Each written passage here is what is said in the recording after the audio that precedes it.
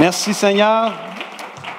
Ce matin, je termine cette série de messages-là, Dieu a un plan pour toi, et notre verset de la série était Jérémie 29, 11. Je connais, dit le Seigneur, moi les plans que je prépare à votre intention. Ce sont des plans, non pas de malheur, mais des plans de paix, afin de vous donner un avenir et un espoir. Amen. Et ça, c'est les plans de Dieu pour nous. Et on a vu dans le premier message que Dieu veut t'adopter. Il veut que tu fasses partie de sa famille. Et ça, c'est merveilleux. Dans le deuxième message, on a vu que Dieu veut que tu sois victorieux. Même si tu vis de l'opposition, si tu vis du découragement, si tu vis des rumeurs à ton sujet, on a vu ça dans le message, Dieu, il veut que tu sois victorieux. Amen. Et tous ces messages-là sont sur notre site web aussi en vidéo. Et ce matin, j'aimerais qu'on puisse tourner dans nos Bibles ou sur l'écran, dans le psaume chapitre 1, versets 1 à 3, où ça nous dit « Voici l'homme heureux ». Et si j'emploie le terme « homme », ça inclut les femmes aussi, là. « Voici l'homme heureux.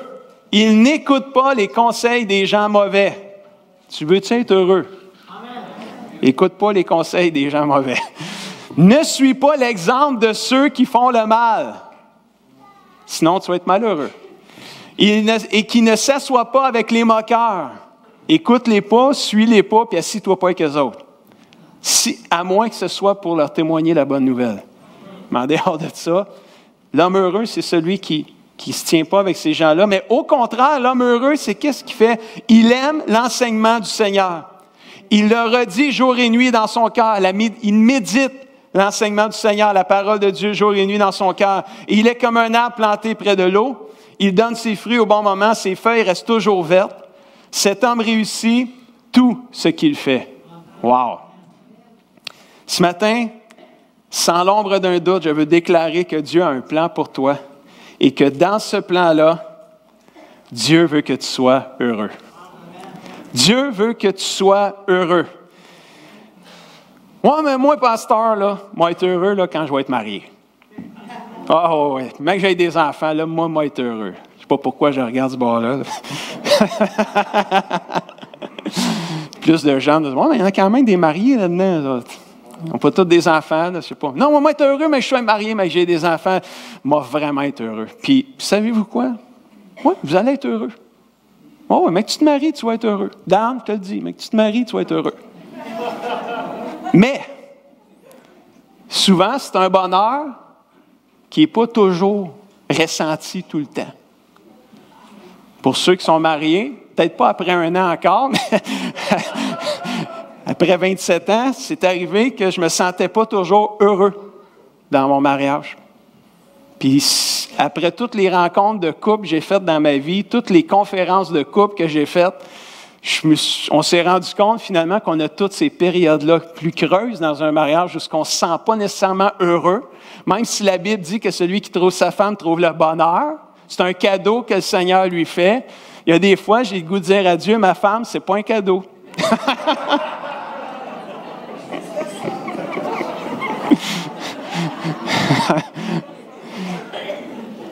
Non, moi, pasteur, mais je bénis Dieu pour ma femme. On va régler ça tout de suite. C'est un cadeau extraordinaire, exceptionnel, mais c'est déjà arrivé où je ne ressentais pas toujours ça. Et vice-versa, probablement aussi. Mais ce n'est pas écrit dans la Bible qu'on est un cadeau pour la femme. Fait que j'imagine que c'est parce que on est naturellement un cadeau. On n'a pas besoin de le dire. Et tous les hommes disent « Amen ». C'est bon, j'avais pas vu ça là, une inspiration du moment. Oh God. On a une journée pour les couples au mois de février, ne manquez pas ça, c'est un preview. Oh non, moi pasteur, moi être heureux, mais que j'aille ma maison. Ou mais que j'aille mon char neuf, mon auto neuve. Puis tu sais quoi? Tu vas être heureux quand tu vas avoir ton char neuf. Ah oui, moi même j'aime mon char neuf, là, m'a lavé à toutes les semaines. Là. Ah oui, il n'y aura pas un papier qui va traîner dedans. Là. Je vais être assez heureux. Puis savez-vous quoi? Là? Moi aussi, j'en ai eu qu'à quelques reprises des chars neufs, dont celui que j'ai là. Mais là, ça fait 2 ans, il est plus neuf. Puis quand tu l'as sur le coup, tu es heureux. C'est le fun, ça promener avec un char neuf. C'est vrai que c'est le fun. C'est vrai qu'il y a un bonheur. Là. Puis c'est vrai que j'ai dit qu'il serait toujours propre. Je le laverais tous les semaines. Lynn en est témoin. Puis c'est vrai que ça n'a pas duré longtemps, ce bonheur-là. Il n'y a pas de bonheur à laver un char, à part mon beau-frère Patrick, peut-être que lui, il aime ça. Ceux qui aiment vraiment ça, là, vraiment, vraiment. Puis mon voisin en face de chez nous, je pense qu'il lave 2-3 fois par jour quasiment. Il aime ça, là, tu sais, c'est comme... Mais en dehors de ça, là, oui, il y a un bonheur, oui, il y a une joie, oui, on est heureux, mais c'est pas durable. Ça ne dure pas, ces bonheurs-là. Oh, moi, je vais être heureux, mais que j'ai plus d'argent. C'est vrai que quand tu vas en avoir plus, ça va te procurer un sentiment de joie, de bonheur. Tu vas te sentir un peu heureux. Mais ça ne dure pas, ça. Là. Parce que quand même que tu as plus d'argent, là, ça ne veut pas dire non plus que ça va donner la paix à toutes tes relations autour de toi. Ça ne règle pas tout, l'argent. Là. Mais oui, il y a un certain bonheur. Moi, je vais être heureux quand? 3 petits points, puis vous finissez la phrase. Vous est-il déjà arrivé de dire ces phrases-là? Et une fois que votre but est atteint, que vous avez eu ce que vous souhaitiez avoir, votre bonheur a-t-il duré ou s'est-il estompé? S'est-il diminué, arrêté? Bien sûr, le fait d'obtenir ce qu'on veut peut nous rendre heureux, mais ce genre de bonheur est souvent éphémère, passager. Le bonheur durable ne repose pas uniquement sur ce qu'on parvient à réaliser ou à posséder. Il dépend de certains facteurs. Le verset qu'on a lu tantôt dans le psaume 1, versets 1 à 3, mentionne que méditer la parole de Dieu, aimer l'enseignement du Seigneur, s'éloigner du mal est source de bonheur durable.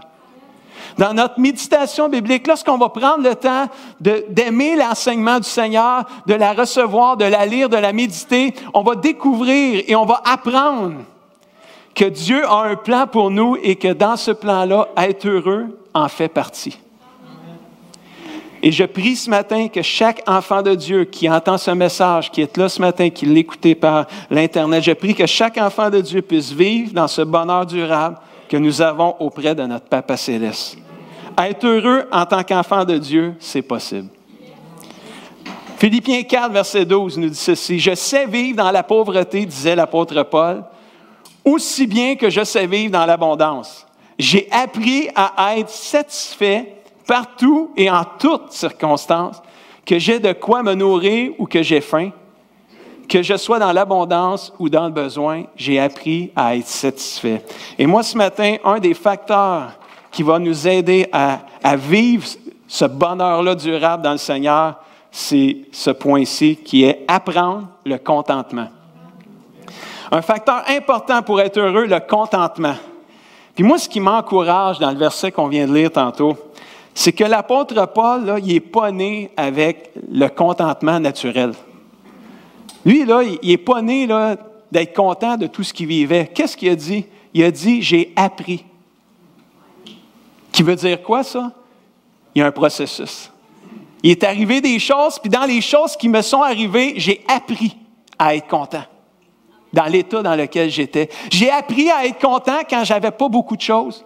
Quand je courais après ma nourriture pour manger, parce qu'à un moment donné, Paul, il disait qu'il y a eu de la misère dans ça. Il a jeûné, pas parce qu'il voulait, c'est parce qu'il n'y avait rien. J'ai appris à être content quand j'en avais beaucoup, quand j'étais riche, puis quand j'étais pauvre. C'est un peu ça qu'il dit, là. Apprendre le contentement. Dieu veut qu'on soit heureux, peu importe ce que nous possédons ou ce que nous ne possédons pas. Ouais, mais moi, que j'aille ça, je vais être vraiment heureux. Mais que je me marie, comme tu disais tantôt, mais imagine-toi si tu es heureux maintenant. Quand tu vas être marié, tu vas être en doublement heureux. Si tu attends après le mariage pour être heureux, ça ne durera pas longtemps, je vous l'ai dit tout à l'heure. Anyway, le bonheur, à un moment donné, la coup de foudre, il passe, à un moment donné, puis le vrai amour embarque. Mais entre les deux, tu te poses des questions, par exemple. Tellement important. Apprendre le contentement. Écoutez bien, les prochains versets sont puissants. 1 Timothée 6, versets 6 à 8, nous dit ceci. « Certainement, la foi en Dieu est une grande richesse. » Dites-vous amen à ça? La foi en Dieu est une grande richesse si l'on se contente de ce que l'on a. Wow! En effet, on n'a rien à porter dans ce monde et nous n'en pouvons rien emporter. On est arrivé, mais quand même, il faut le dire, tout nu. On est sorti du ventre de notre mère, on n'avait pas notre tuxedo sur le dos, là. On est sorti comme ça. puis on va repartir. Bon, ils vont nous mettre notre tuxedo, mais ça va s'arrêter.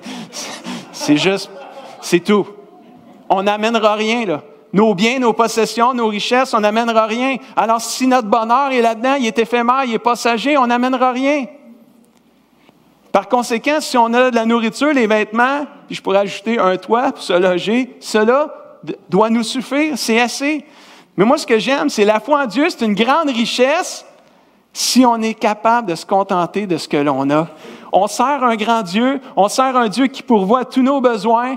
Puis écoute, si on est content de ce qu'on a là, qu'on ait beaucoup, qu'on ait gros, c'est pas important. Apprendre à être content puis avoir la foi en Dieu, c'est une grande richesse, frères et sœurs. Hébreux 13:5 nous dit, ne soyez pas attachés à l'argent. Soyez contents de ce que vous avez. Praise the Lord. En effet, Dieu a lui-même dit, je te délaisserai pas, je t'abandonnerai pas, je vais toujours être avec toi. Peu importe combien tu en as, je vais toujours être là. Sois content de ce que tu as présentement. Réjouis-toi dans le Seigneur de ce que tu as présentement. Regarde pas celui qui en a beaucoup. Tu as le Seigneur avec toi, tu as tout. Alléluia. Tout ce qui est nécessaire pour être heureux. Amen. Mais si on regarde juste aux biens qu'on possède, on va être malheureux, c'est sûr. Il y a toujours quelqu'un qui va en avoir plus que toi. Il y a toujours quelqu'un qui va avoir la maison de tes rêves. Puis même que tu aies la maison de tes rêves, elle ne sera plus dans tes rêves parce que là, tu l'as eu. Tu vas regarder pour quelque chose d'autre, ça ne sera pas suffisant. Parce qu'à un moment donné, il va en avoir des pocs sur les murs. Là, si tu rentres des chiens et des chats là-dedans, il va y avoir du poil partout.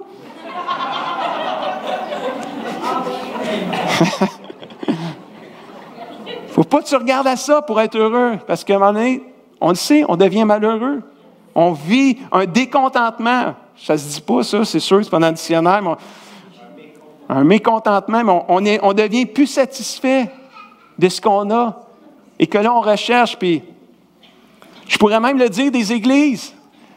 Ah oui, tu sais, ceux qui arrivent dans l'église les premières fois, ah wow, votre église est wow.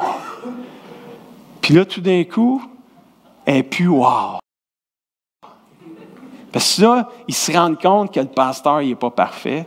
Ils se rendent compte qu'il y a un paquet de monde autour d'eux autres qui ne sont pas parfaits. Hey, c'était wow, cette église-là, pourtant, là, tu sais, c'était... Ouais, mais c'est ça. On marche par nos émotions ou on marche par la foi? Amen. On marche par la foi. La foi, les émotions, on va toujours... Tu ne peux pas toujours avoir un sentiment de heureux, là. La Bible le mentionne, notre bonheur, il n'est pas dans les choses de la terre. Notre bonheur, il est dans les choses spirituelles, dans les choses célestes. C'est le seul bonheur qui peut être durable. Soyez contents de ce que vous avez, parce que Dieu, il est avec toi. Amen. C'est notre richesse, c'est notre bonheur. Dieu est avec nous, peu importe qu'on ait beaucoup, qu'on n'ait pas beaucoup. Ça ne fait pas de différence. C'est pas parce que tu n'en as pas beaucoup que Dieu n'est pas là. Dieu est avec toi. Apprendre à être content. Heureux celui qui apprend à être content de ce qu'il a ou de ce qu'il n'a pas. Dieu veut qu'on soit heureux et ça ne dépend pas de ce qu'on possède, ça dépend de notre foi en Dieu et notre confiance en lui. Deuxième point ce matin, on va y aller avec Jacques, chapitre 1, verset 12, qui va nous amener à notre deuxième point. Il est heureux, ça inclut les dames, là. L'homme ou la femme qui résiste dans les difficultés. En effet, quand il aura montré sa valeur, c'est quand tu vas montrer ta valeur, c'est quand tu vas avoir résisté, tu vas avoir persévéré dans les épreuves, tu n'auras pas lâché, tu n'auras pas abandonné, ça va montrer ta valeur, tu vas recevoir la vie. C'est la récompense que Dieu a promise à ceux qui lui donnent leur amour, à ceux qui aiment Dieu, à ceux qui l'aiment. C'est une promesse. Alors, apprendre le contentement, Dieu veut que tu sois heureux, apprends à être content dans l'état dans lequel tu es, avec ce que tu as ou ce que même tu n'as pas. Et développe, deuxièmement, de la résilience. Là, c'est un grand mot, c'est pour ça que je n'ai pas entendu d'amen, parce que vous ne le connaissez peut-être pas. Mais je me dis, c'est bon que vous le connaissiez, parce que c'est un mot qui est quand même présent beaucoup dans les vocabulaires aujourd'hui. La résilience, c'est quoi? C'est la capacité d'une personne à résister dans les difficultés, mais il y a une coche de plus, et à rebondir par la suite pour ne pas rester à terre. La résilience, ce n'est pas juste de résister, mais c'est de rebondir. J'ai tombé, c'est quoi je vais faire? Je vais me relever. Je ne resterai pas à terre. Et la Bible dit même dans le Proverbe, chapitre 24, verset 16, « Celui qui agit bien, le juste, peut tomber 7 fois. Mais le juste, c'est quoi qu'il va faire? Il va se relever, dites-le avec moi, Toujours. Toujours la résilience. Qui ne rencontre jamais de problème dans la vie? La résilience nous aide à traverser de tels moments tout en gardant un état d'esprit positif. 2 dames ont vécu des choses. Il y en a une qui souffrait d'une maladie dégénérative de la colonne vertébrale. Elle souffrait de diabète, de l'apnée du sommeil, d'une maladie aux yeux qui lui a fait perdre l'usage de son œil gauche. Et elle a dit pourtant, j'essaie, parce que des fois c'est un combat, de ne pas laisser le découragement durer trop longtemps. Je me ressaisis quand il arrive et je remercie Dieu pour ce que je peux encore faire, en particulier pour aider les autres, imagine-toi. J'essaie de ne pas laisser le découragement durer trop longtemps. Quand on vit des épreuves, c'est normal qu'on fait face au découragement. Mais c'est important de ne pas rester dans cet état-là. C'est important de rebondir et de dire, Seigneur, merci pour tout ce que tu fais pour moi. Tu es encore là, tu vas m'aider à traverser ça. Puis ce que je peux faire, je vais pouvoir le faire. Tu sais, ça change tout. Ça change toute la vie. Il y avait une autre dame qui avait un certain nombre de maladies, dont l'arthrite, le cancer du sein, le diabète, entre autres. Puis comme l'autre dame, elle essaie de ne pas rester fixée sur ses problèmes. Puis elle a dit, j'ai appris à aimer les gens et à réconforter ceux qui sont malades, ce qui en retour me fait beaucoup de bien. J'ai remarqué que lorsque je réconforte les autres, je ne pense plus à mes soucis. Bien que ces dames ont tout fait pour recevoir des soins médicaux de qualité, elles ont appris à se concentrer non sur leur maladie, mais sur l'aide de Dieu pour garder la bonne attitude et un cœur droit pur. C'est pourquoi elles ressentent une joie et un bonheur intérieur que personne ne peut leur enlever. Dieu veut que tu sois heureux. Peu importe ce que tu vis, peu importe ce que tu possèdes. J'ai eu le privilège de connaître une personne lorsque j'étais au Nouveau-Brunswick. Quand je l'ai connue avec Lynn, cette dame-là était souriante, elle était pleine de vie. C'était une dame avec la joie de vivre, elle était inspirante. Tu parlais avec elle, c'était la joie, c'était le bonheur. C'est comme il n'y avait rien qui semblait la déranger. Elle ne devait sûrement pas avoir de problème. Tellement qu'elle avait un bonheur. Puis Lynn, tu vas la découvrir à mesure que je vais parler d'elle, tu vas savoir c'est qui. Elle a souvent gardé nos enfants. Dan et Cindy se sont fait beaucoup garder, Jason aussi, par cette dame-là, pour nous permettre, à moi et Lynn, d'avoir des temps de qualité ensemble. Un jour, elle nous a partagé qu'elle avait eu 2 cancers du sein majeurs dans sa vie. Puis là, elle a dit, le premier coup, c'est arrivé, il a fallu qu'on enlève le sein pour être sûr que ça ne se répande pas ailleurs. Puis, quelques années après, le cancer est revenu dans l'autre sein, il a fallu qu'on enlève l'autre sein aussi. Puis, cette dame-là, elle n'avait pas 70 ans. Là. Tout ça est arrivé probablement dans la quarantaine, ou quelque chose de même. Si je me rappelle bien. Moi, quand je l'ai connue, là, elle avait des prothèses. Là. Mais je ne sais pas, moi, qu'elle a passé par là. C'est pas écrit, là. C'est pas écrit dans sa face, là. Attention, là, j'ai eu 2 cancers du sein, là. Puis là, j'ai des prothèses. Soyez compatissants, s'il vous plaît. C'était pas écrit ça dans sa face. Là. Mais quand je parlais avec cette dame-là, elle avait la joie de vivre. Elle était souriante, elle était inspirante, elle était « wow ». Puis là, quand j'apprends ça, j'ai dit, comment ça, tu es tout le temps joyeuse? Comment? Elle a appris à faire confiance à Dieu pour tout ce qui arrivait. Elle a appris à trouver son bonheur, non pas dans son corps, mais dans son Seigneur. Puis ça fait toute une différence. Parce que cette dame-là avait la joie de vivre malgré toutes les épreuves qu'elle avait vécues. Parce qu'elle avait appris à dire que j'en ai ou que j'en ai pas, Dieu est avec moi pareil. Cher ami, Dieu veut que tu sois heureux. C'est son plan pour toi. Jacques 1, 2 et 3, on en a parlé dans les GPS dernièrement, les épreuves.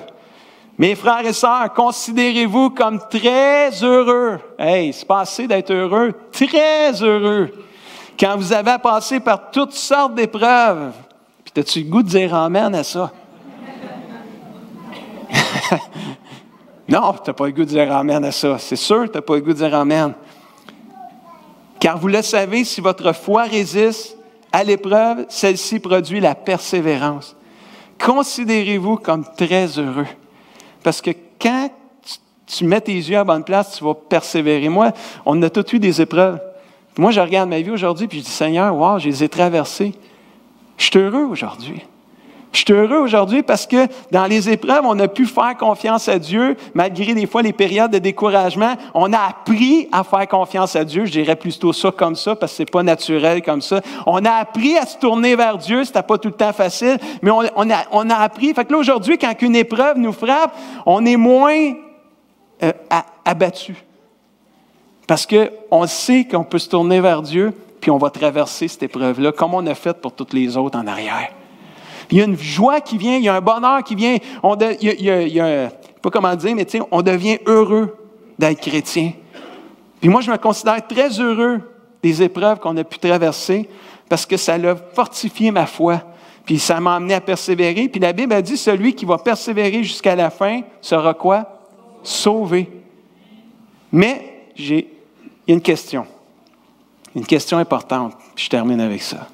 Pourquoi les pécheurs ont l'air plus heureux que les chrétiens? Répondez pas. Non, répondez pas. On va avoir trop de réponses. C'est une question à réflexion personnelle. Ils ont juste l'air, mais ils n'ont pas la chanson. Non, je pense qu'ils ont l'air, puis ils ont l'air d'avoir la tourne aussi avec. Ils ont l'air heureux. Puis nous autres, les chrétiens, on fait notre possible pour pas pécher, t'sais. On fait notre possible pour servir Dieu passionnément. Puis des fois, on se sent coupable parce qu'on a tombé, puis on a compté une menterie, ou on a envoyé promener quelqu'un qu'on n'aurait pas dû faire, puis on l'a fait pareil. On a désobéi à notre boss en cachette, puis là, on se sent mal, mais personne ne le sait, sauf nous puis le Seigneur. Fait que là, tu comprends-tu? Puis l'autre à côté, il fraude. Il parle mal du boss, puis il a l'air content. Puis ça n'a pas l'air de déranger, pantoute. Tu sais, puis écoute, moi, sur le break, là, j'ai punché ma carte, puis je suis allé reprendre un break d'une demi-heure en bas, puis personne ne s'en est rendu compte. Tu sais, c'est comme, toutes sortes de petites affaires de même. Puis moi, j'ai fait ci, j'ai fait ça, puis tu les regardes aller, puis ils travaillent en dessous de la table, au noir, comme on appelle, puis ça ne les dérange pas, pantoute. Nous autres, on fait juste recevoir un chèque. Es-tu vrai, ce chèque-là? Es-tu noir, ce chèque-là? Puis là, on vient tout croche. Non, ça, il faut que tu le déclares, parce que si tu ne le déclares pas, puis là, tu viens, là, puis tu t'es tout à l'envers. Là. Pourquoi les pécheurs ont l'air plus heureux que les chrétiens? Il y en avait un dans la Bible qui s'est posé la même question. Puis regardez bien son histoire. Puis là, il part, puis c'est un beau verset pour partir. Oui, Dieu est bon pour Israël, pour ceux qui ont le cœur pur. Y a-t-il des gens qui ont le cœur pur ici, qui veulent un cœur pur? Oui, Dieu est bon pour ceux qui ont un cœur pur. Si tu veux un cœur pur, Dieu est bon pour toi ce matin. Pourtant, malgré tout ça, j'ai bien failli glisser. J'étais sur le point de tomber. Ce qu'il dit. J'étais jaloux des gens mauvais. Je voyais le bonheur des orgueilleux.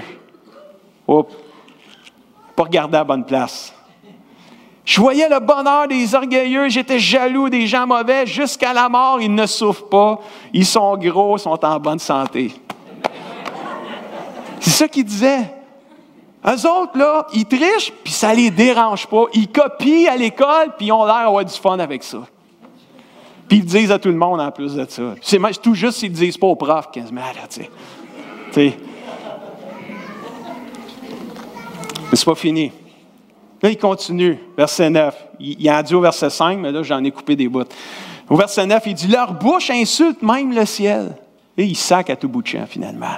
Il parle de Dieu en mal. Leur langue critique tout ce qui bouge sur la terre. Ça critique, ça chiale. Des fois, on pogne leur maladie, nous autres aussi. Ces gens-là disent, « Dieu ne sait rien. » Celui qui est en haut, là, est-ce qu'il connaît quelque chose? Connais-tu quelque chose, ton Dieu, toi? Là, tu te fais rire de toi, là, tu sais. Puis voilà, les gens mauvais, ils augmentent leur richesse tout tranquillement, sans se faire pogner ou presque, à part quelques-uns là, qu'on échappe, là, tu sais, comme M. Lacroix, là, de je ne sais pas qui, il s'est fait pogner, là, tu sais.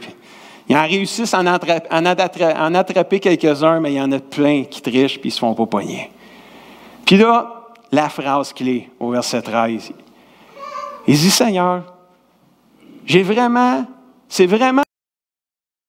pour rien que j'ai gardé mon cœur pur, que j'ai lavé mes mains pour montrer mon innocence.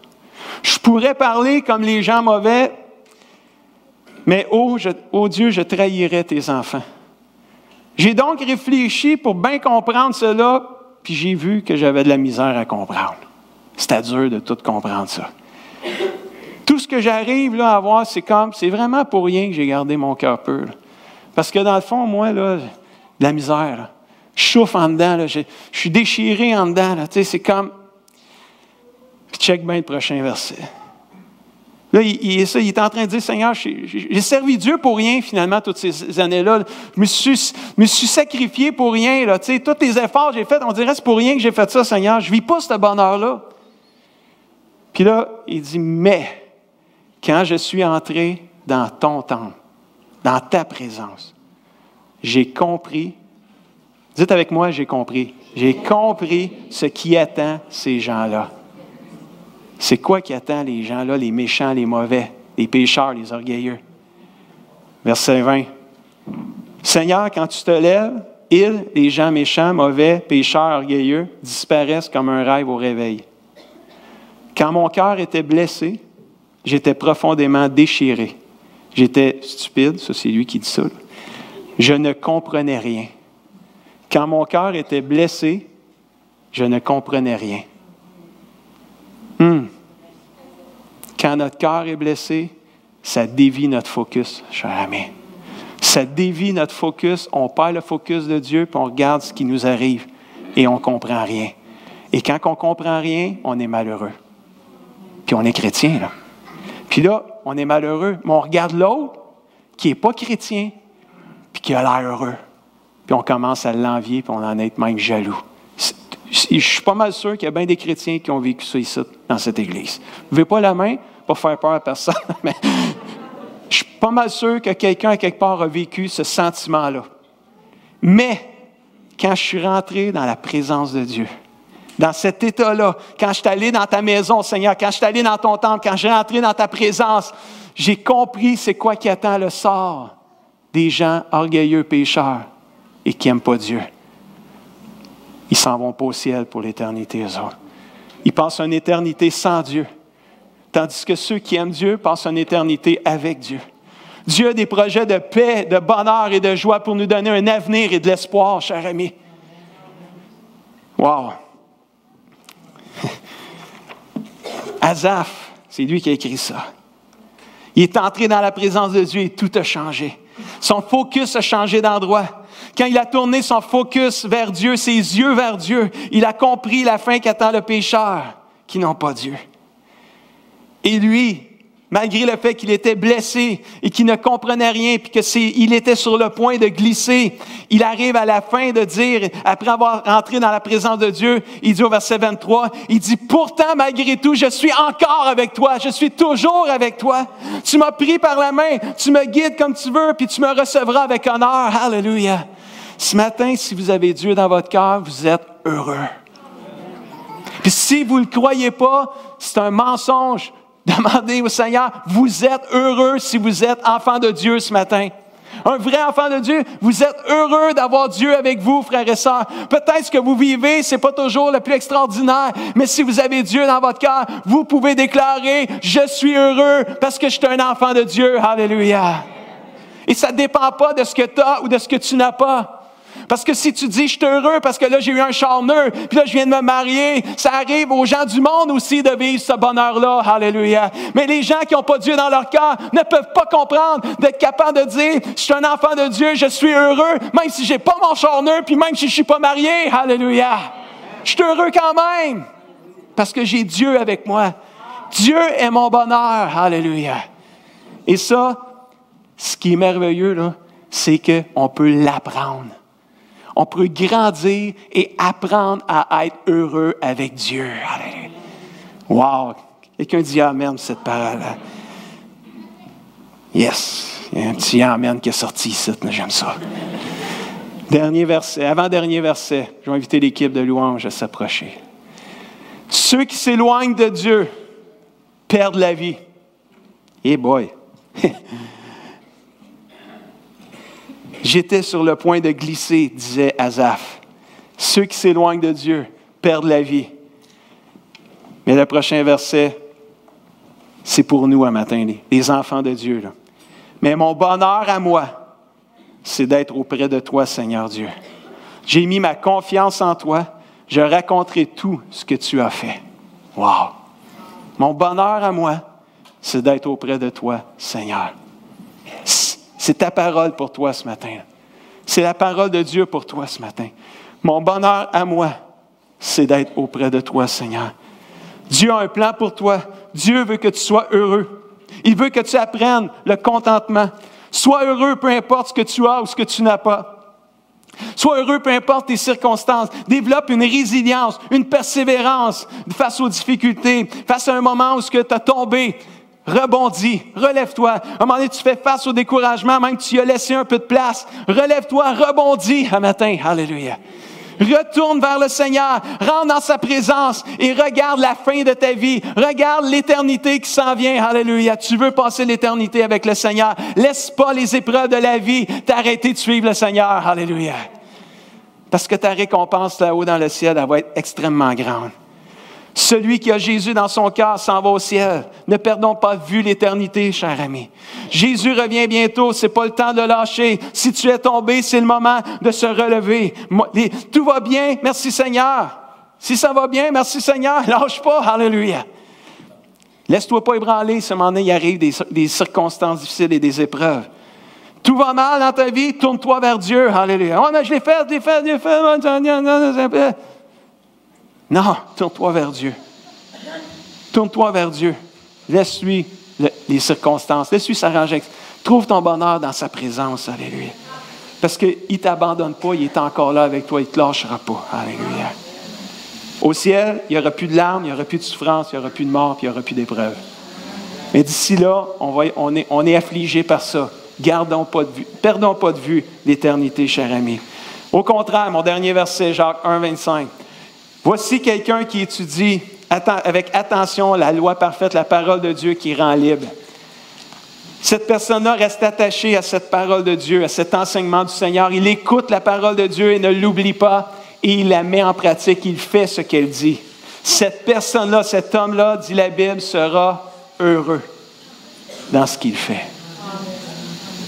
Qui veut être heureux ce matin? Je veux déclarer pour ma vie ce matin. Dieu veut que je sois heureux, pas juste au ciel, mais ici-bas aussi sur la terre. Est-ce que tu peux le déclarer pour ta vie ce matin? Est-ce que tu es capable de dire dans ton cœur à ton Seigneur, Papa Céleste, je crois que tu veux que je sois heureux. Peu importe ce qui m'arrive maintenant. C'est une grosse déclaration, ça. Est-ce que tu es capable de dire ça à ton Dieu ce matin? Extérieurement, tout va mal. Tu as perdu ton emploi.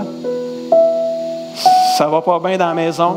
Tu es en chicane avec ta femme, tu es en chicane avec ton mari, tu es en chicane avec tes enfants. Pas moyen de voir le bout de la réconciliation. Etc., etc. Es-tu capable de dire à ton Dieu, à ton papa ce matin, Papa, je crois que tu veux que je sois heureux. Je déclare sur ma vie, Dieu veut que je sois heureux. Peu importe ce qui m'arrive. Wow, on se lève ensemble.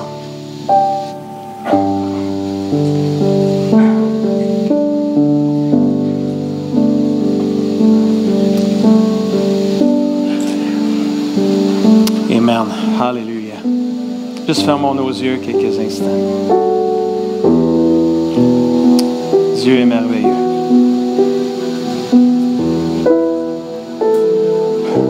Ce matin, on veut juste ouvrir l'autel de la prière. À tous ceux qui veulent vivre ce bonheur-là, d'être avec le Seigneur. Ce matin, c'est ouvert à tous. Ce matin. Prendre quelques minutes dans sa présence avant d'aller dîner. Ce matin, mon bonheur à moi, c'est d'être auprès de toi, Papa Céleste. Peu importe comment tu te sens ce matin, que tu te sens digne ou pas digne ce matin. Mon bonheur à moi, c'est d'être auprès de toi, Seigneur, ce matin.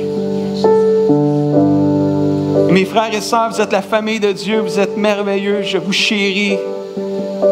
Je suis fier de vous ce matin. Mais votre bonheur ne dépend pas de l'Église. Votre bonheur ne dépend pas de votre pasteur ou de vos pasteurs. Votre bonheur ne dépend pas des ministères dans lesquels vous êtes impliqués à gauche et à droite. Votre bonheur dépend de votre relation personnelle avec Dieu. Alléluia.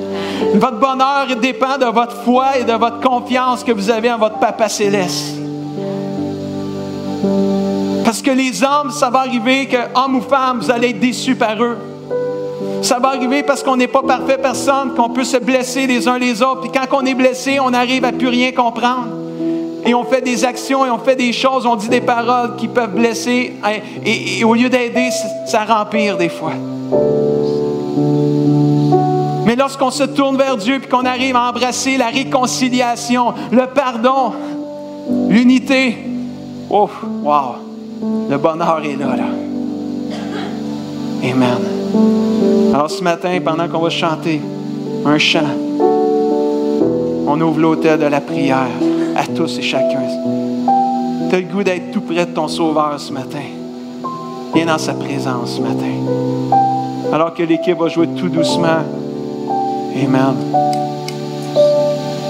Combien tu es grand. Alléluia. Approchons-nous de lui ce matin. Nous servons un grand Dieu.